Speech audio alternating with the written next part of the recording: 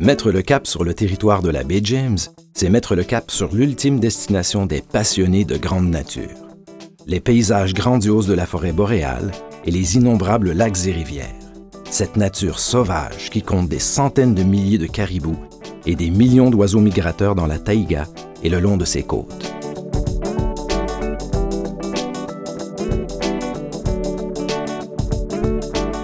Ce vaste territoire évoque à la fois la conquête du Nord, l'Amérindien dans son tipi, ou encore le trappeur du 18e siècle et s'étend dans toute sa sagesse sur des milliers de kilomètres où l'on y bâtit un avenir fort pour le Québec.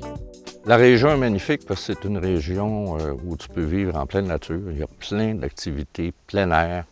On n'a qu'à penser l'hiver à la motoneige, et puis tu peux faire de la raquette, du ski de fond, du traîneau à chien. Enfin, il y a beaucoup d'activités. Les gens ici sont toujours dehors. L'été, bien, c'est d'autres activités plein air, hein, évidemment, la pêche.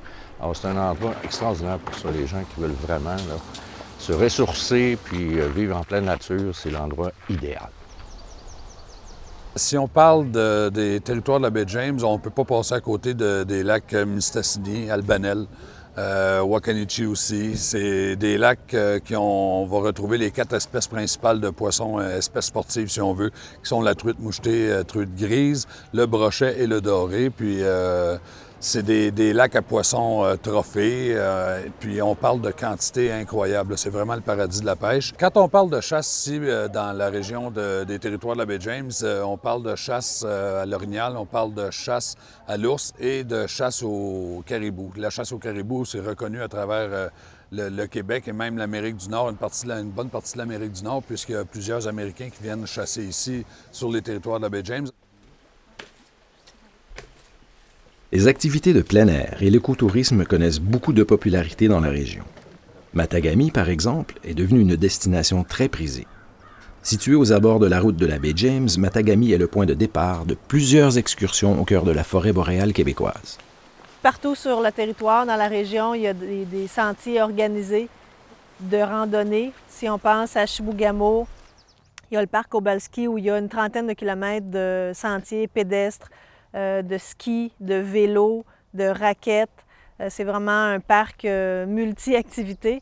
Et c'est comme ça dans chacune des communautés de la région. À Chapais, il y a plusieurs sentiers pédestres qui sont disponibles aussi tout autour de la ville.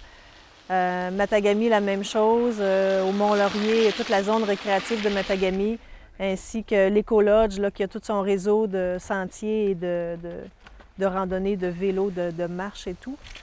Alors, au niveau de la végétation, ici, on est en forêt boréale. Alors, c'est majoritairement l'épinette noire qui domine le décor, les paysages. Il y a beaucoup d'autres sortes de résineux, du pin, du sapin, quelques feuillus qui sont surtout du tremble et du bouleau. Mais cette région n'est pas qu'une nature sauvage. Elle porte aussi l'empreinte du génie québécois. Source de fierté, les centrales hydroélectriques du Nord ont été visitées à Radisson par des centaines de milliers de personnes venues du monde entier, constatant ainsi la réalisation de tout un peuple. Visite commentée, extraits vidéo, description du savoir-faire des employés d'Hydro-Québec, tout y passe. Ce barrage, par exemple, d'une hauteur équivalente à un édifice de 53 étages, offre un panorama et un ciel nordique époustouflant. La région, qui est également reconnue pour ses richesses minières, offre d'anciennes mines transformées en attractions touristiques. C'est le cas de l'ancienne mine Bruno, située à quelques kilomètres du centre-ville de Chibougamau. Un centre d'intérêt minier y a été aménagé afin de faire découvrir aux visiteurs l'industrie à travers les époques. Le site a reçu, en 1999, la médaille du gouverneur général en architecture. Moi, j'adore travailler et habiter en Jamésie pour une raison très simple. Le plein air est à proximité. Moi, j'adore faire du kayak, du camping, en hiver, de la raquette à neige ou du ski de fond. Puis que ce soit seul ou en famille, c'est extraordinaire. C'est la région la plus belle pour y arriver. La vie à Chibougamau est super intéressante, super trippante, surtout pour les gens qui aiment le plein air. Moi, contrairement à bien du monde, j'aime pas trop la chasse, la pêche, mais par contre, je fais beaucoup de raquettes, de hiking, ski de fond, ski alpin. Pour ça, on a accessibilité en masse. Qu'est-ce que j'aime ici, c'est le fait d'être proche de la nature. La forêt est pas loin.